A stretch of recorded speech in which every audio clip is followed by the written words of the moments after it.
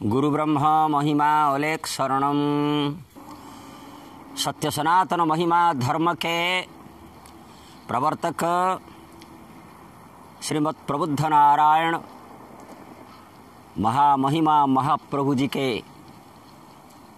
धाम महिमा धाम श्री गुरु महिमा धाम महिमा गादी जिला ढेंकानाल उड़ीसा से मैं साधु गदाधर दास जी महाराज कह रहा हूँ।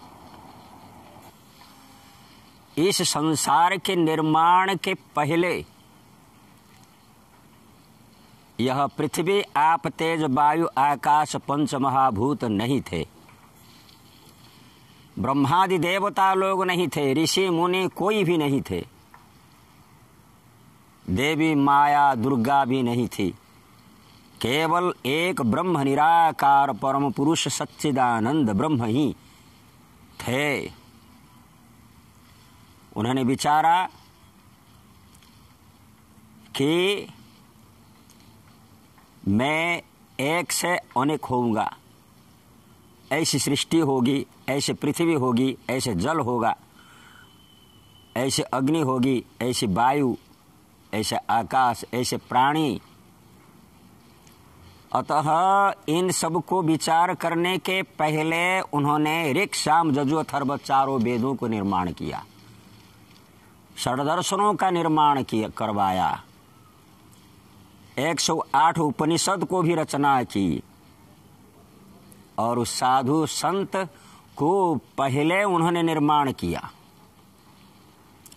अतः इन वृक्षलता पृथ्वी आप तेज वायु आकाशों को निर्माण करने के बाद 83 लक्ष जोनि प्राणियों को निर्माण करने के बाद जब मनुष्य को बनाया गया तो मनुष्य मनु महाराज और नारी शतरूपा, इनको बनाने के बाद तब ऋषि मुनि ये सब के सब जो पहले बनाए गए, ऋषि मुनियों को कहा गया तपस्या करने के लिए। ऋषि मुनि लोग तपस्या की, उनकी तपस्या से तब ये सारे प्राणियों को अन्न मिले, भोजन मिले, वस्त्र मिले, सुख मिले, शांति मिले, विद्या मिली, सब कुछ मिले। कहने का मतलब यह है कि हम सब कोई जानकारी कर सकेंगे इसके बारे में कि विद्या दो प्रकार के हैं, एक ब्रह्म विद्या अर्थात परा विद्या, एक अपरा विद्या। अपरा विद्या होती है, किस चीज को कहा जाता है? जो कि जिस विद्या के द्वारा हम लोग पैसा रोजगार कर सकते हैं। परा विद्या अर्थात ब्रह्म विद्या जो कि परमात्मा को जानकारी कर सकते हैं, मनुष्य जीवन की साधना के बारे में जानकारी कर सकते हैं, मनुष्य जीवन के मानववाद को जानकारी कर सकते हैं। इसलिए ब्रह्म विद्या जो लोग अध्ययन नहीं किए हैं, वेद उपनिषद षड्दर्शन संहिताएं, ये जो ब्रह्म विद्या है, इन ब्रह्म विद्याओं का जिन लोगों ने दर्शन नहीं किया है, अध्ययन नहीं किया है, और उसकी वाणी जिन्होंने श्रवण नहीं किया है, जिन लोगों ने केवल अपरा विद्या पढ़ करके, भौतिक विद्या, दैविक विद्या पढ़ करके, केवल भौतिक विद्या पढ़ करके जो लोग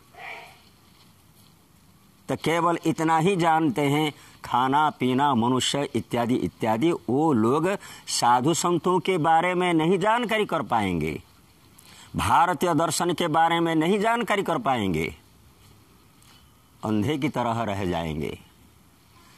इसीलिए भगवान जब सृष्टि किए हैं तो सृष्टि के अंतर्गत साधु संत को मुख्य स्वरूप से रचना करके, साधु संतों के द्वारा तपस्या करा के, साधु संतों के द्वारा इन शास्त्रों की रचना करके, संहिताओं को, वेद उपनिषद दर्शन शास्त्रों का जो तथ्य है, उन तथ्यों का प्रचार प्रसार किए हैं। तो प्रचार प्रसार करने के बाद तब जाकर के मनुष्य जानकारी कर सकता है। उसको आप लोग जानकारी कर सकते हैं किस चीज़ के द्वारा? जब संत महात्माओं के पास सत्संग में बैठेंगे, सत्संग के माध्यम से आप लोग तब क्या कर सकते हैं? जानकारी कर सकते हैं कि भाई ब्रह्म विद्या क्या है, साधु संत क्या है। साधु संतों को भगवान किस चीज से बनाते हैं? किस चीज से बनाते हैं? वैराग्य से। एक वैराग्य की शक्ति होती है, जानते हैं? वैराग्य, ज्ञान, भक्ति, ये जो चीज है, इन चीजों के बारे में जानकारी करो। इन चीजों के द्वारा ही परमेश्वर साधु संतों को इस संसार में रचना करते हैं। अपनी इच्छा से लोग कोई साधु संत नहीं बन पाएगा। किसी के माँ बाप अगर भेज देंगे साधु संत होने के लिए, हो नहीं पाएगा। अगर कोई कहेगा कि मैं साधु संत हो जाऊंगा, हो भी नहीं पाएगा। अगर कोई आ करके कहेगा कि मैं साधु संत होऊंगा, हो नहीं सकेगा। कोई साधु संत अगर किसी बच्चा को बाबा जी बनाने के लिए कहेंगे, निर्देश देंगे, तो भी हो नहीं पाएगा। वैराग्य शक्ति, जानते हैं वैराग्य शक्ति क्या है? अध्ययन करो, ब्रह्म विद्या अध्ययन करो, तुम जानकारी कर सकोगे। इसलिए वैराग्य शक्ति होती है सारे संसार को एक तृण के समान छोड़कर जो परमात्मा की आराधना के खोज में लगता है। इसीलिए वो भी अनंत जीवनों से निष्काम भक्ति के द्वारा जिन्होंने साधना की है, वे लोग वैराग्य शक्ति को प्राप्त कर सकते हैं। निष्काम क्या जानते हैं?